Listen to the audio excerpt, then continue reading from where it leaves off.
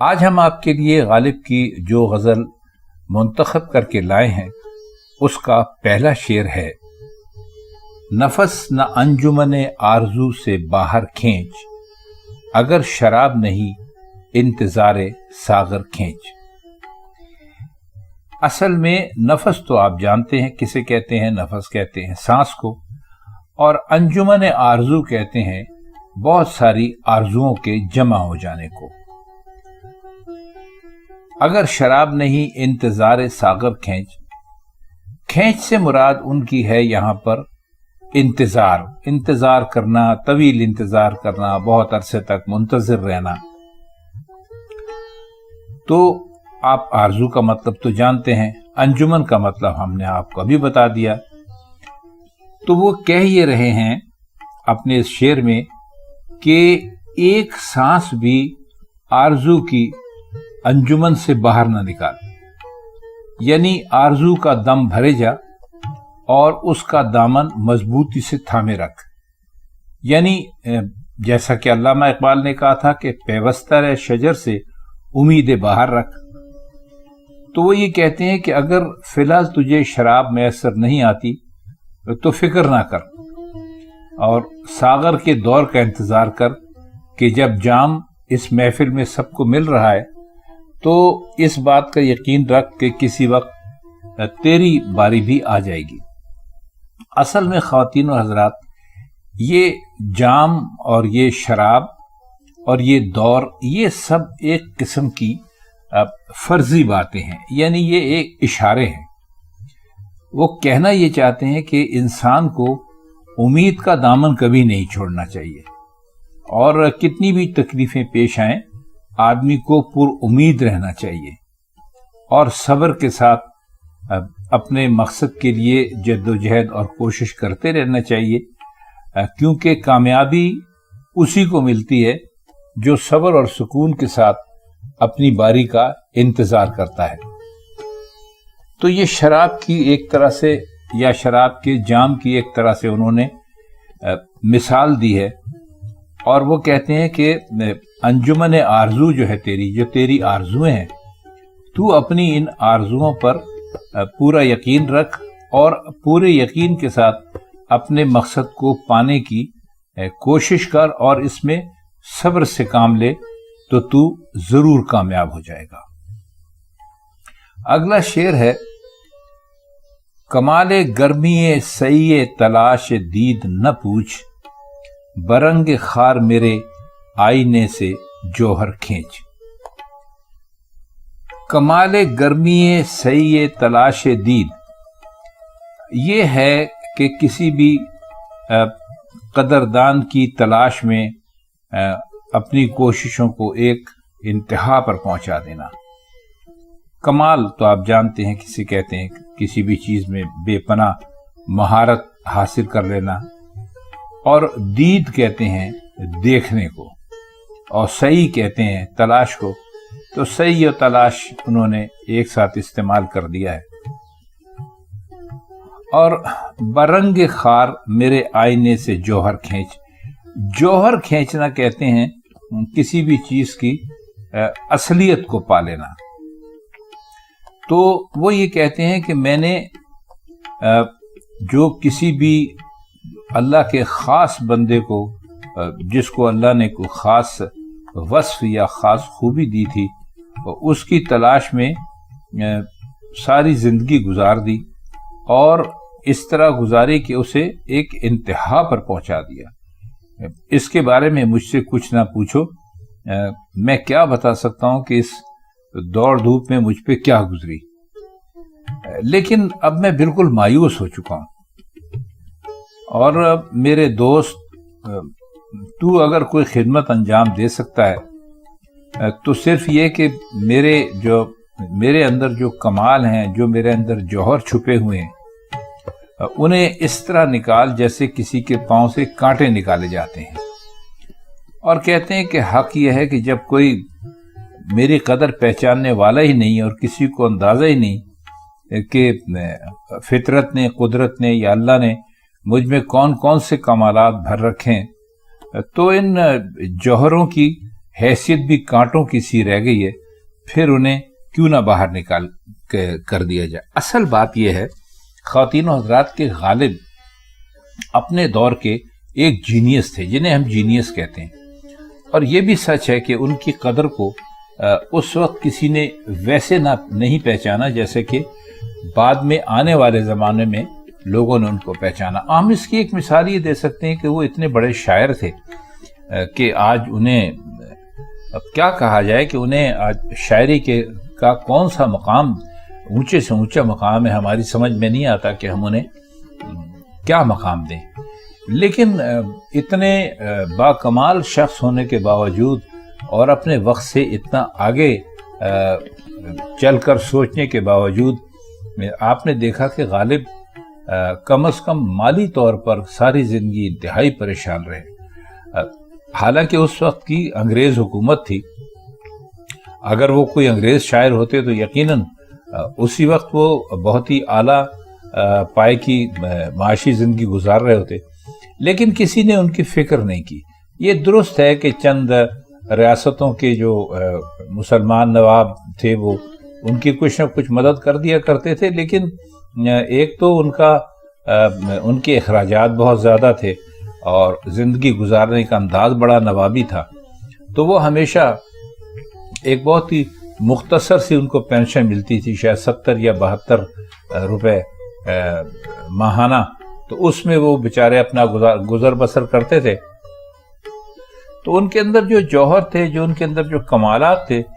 اس کا اس وقت کسی نے صحیح اندازہ نہیں لگایا، اور اس کا یعنی آپ اندازہ اس سے کر لیجئے کہ جب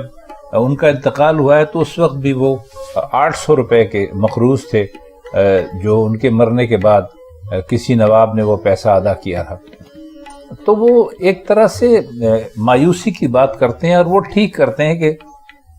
کسی کو اندازہ ہی نہیں ہے کہ فطرت نے مجھ میں کون کون سے کمالات بھر رکھے ہیں۔ تو وہ کہتے ہیں کہ اب یہ جوہر ہے، میں ان کا کیا کروں،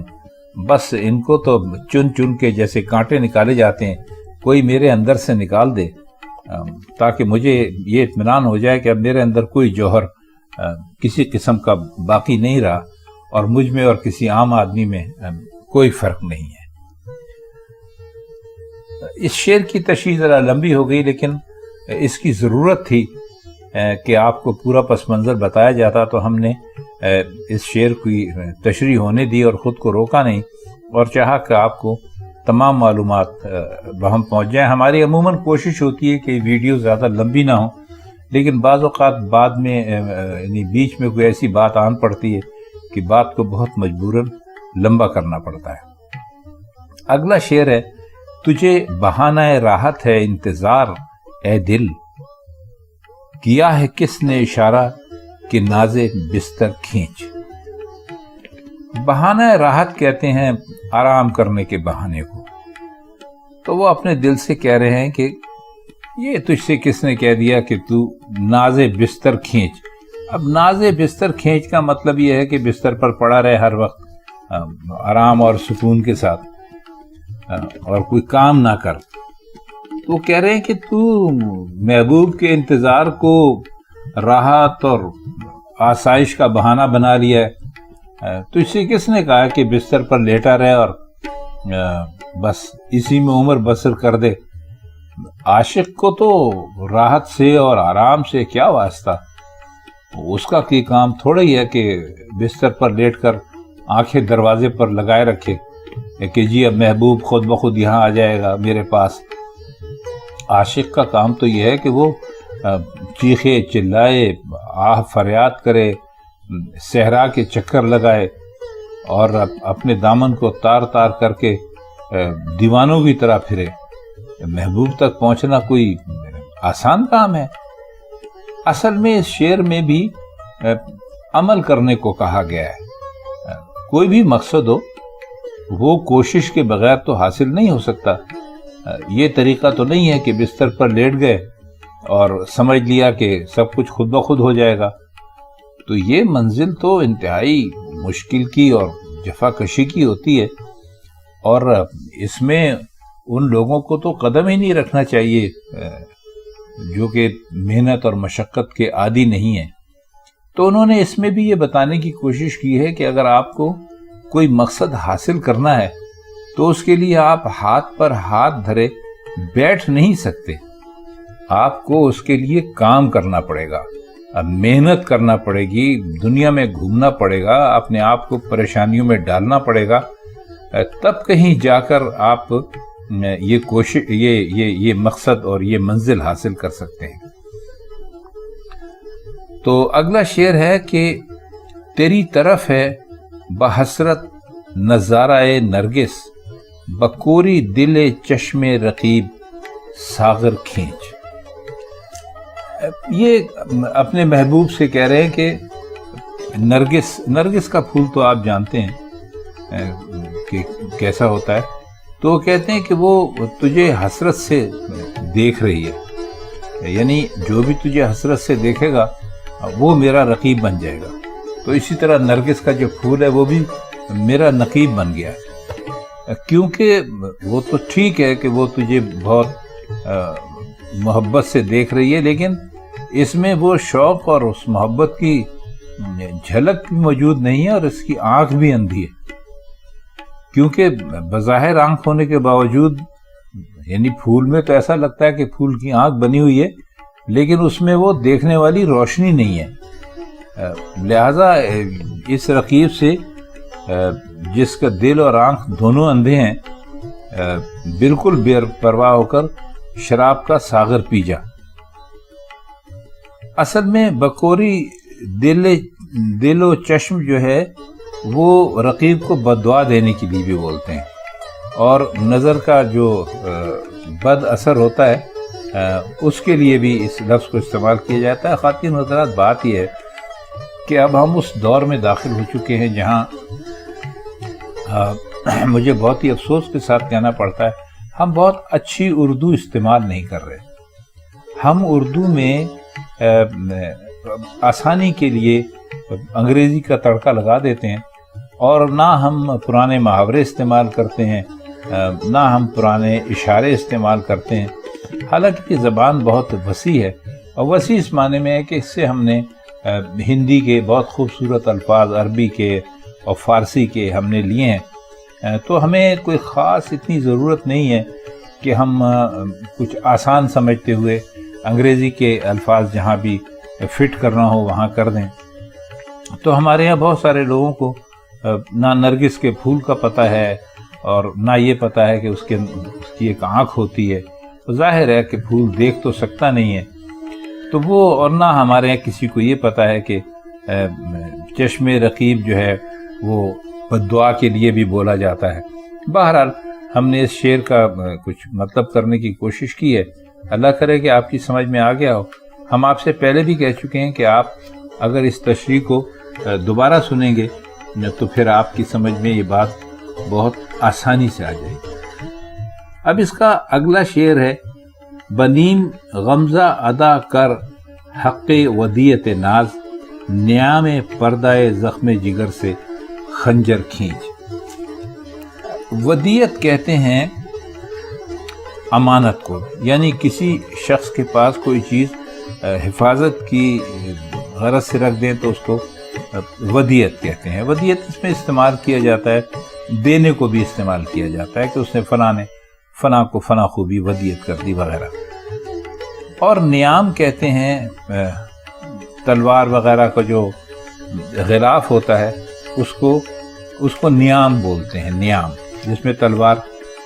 رکھی جاتی ہے۔ اور زخم جگر تو خیر آپ جانتے ہیں کہ کیا ہوتا ہے، تو اس کو، اور غمزہ کہتے ہیں نخرہ کرنے کو، جو محبوبوں کے لیے مشہور ہے کہ وہ کچھ بھی کرتے ہیں تو اس کو شاعر جو ہے اس کو غمزہ کہتے ہیں۔ تو اب ہم اس کی تشریح کرنے کی کوشش کرتے ہیں اور امید کرتے ہیں کہ شاید آپ کی سمجھ میں یہ بات آ جائے۔ تو اپنے محبوب سے کہتے ہیں کہ جو تیرے ناز وغیرہ ہیں، جو تیرے غمزے ہیں، یہ میرے پاس امانت کے طور پر رہے، اور میرے زخم جگر کے پردے نے ان کے لیے ایک طرح سے ایسے میان کا کام کیا جیسے میان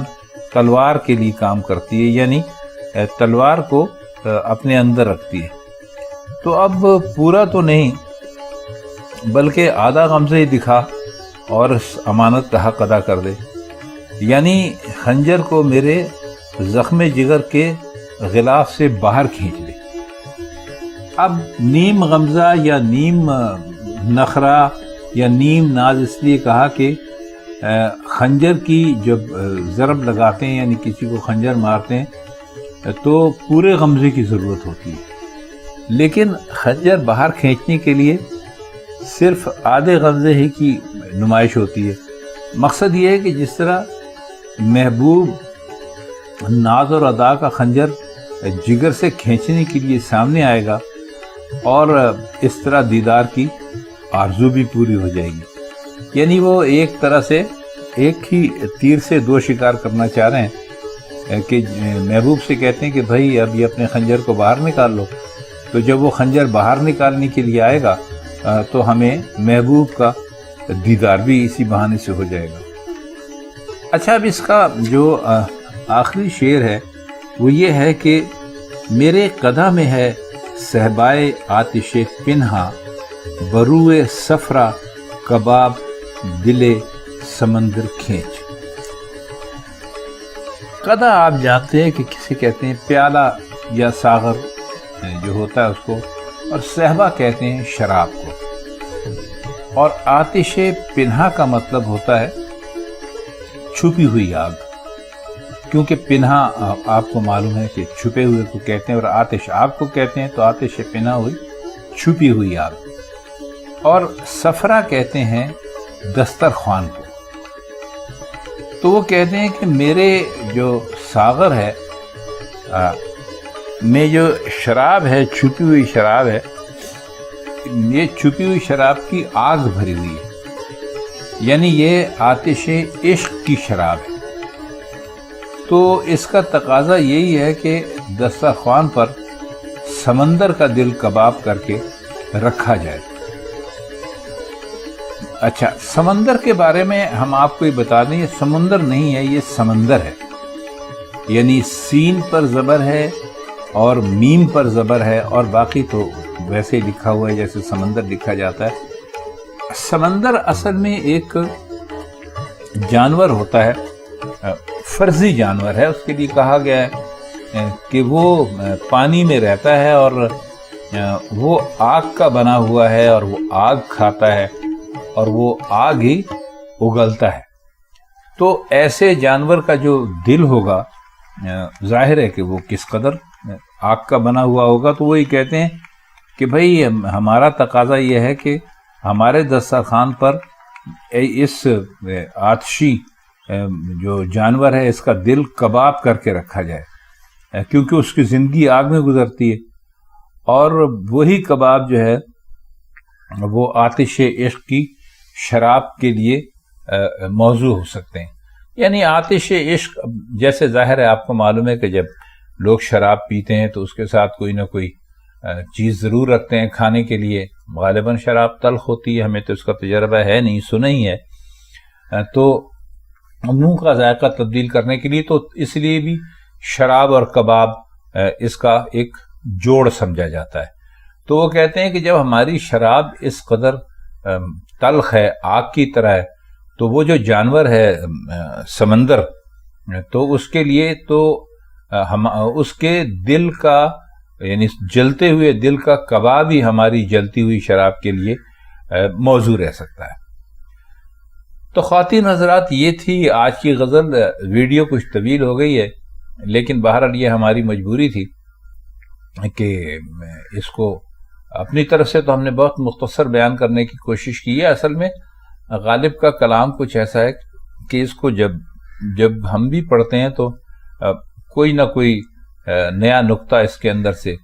نکال ہی لیتے ہیں۔ بہرحال آج کی محفل میں اتنے ہی، انشاءاللہ آپ سے غالب کی غزلوں کے حوالے سے کسی اور محفل میں پھر ملاقات ہوگی۔ تب تک کے لیے آپ سے ہم اجازت چاہتے ہیں۔ خدا حافظ۔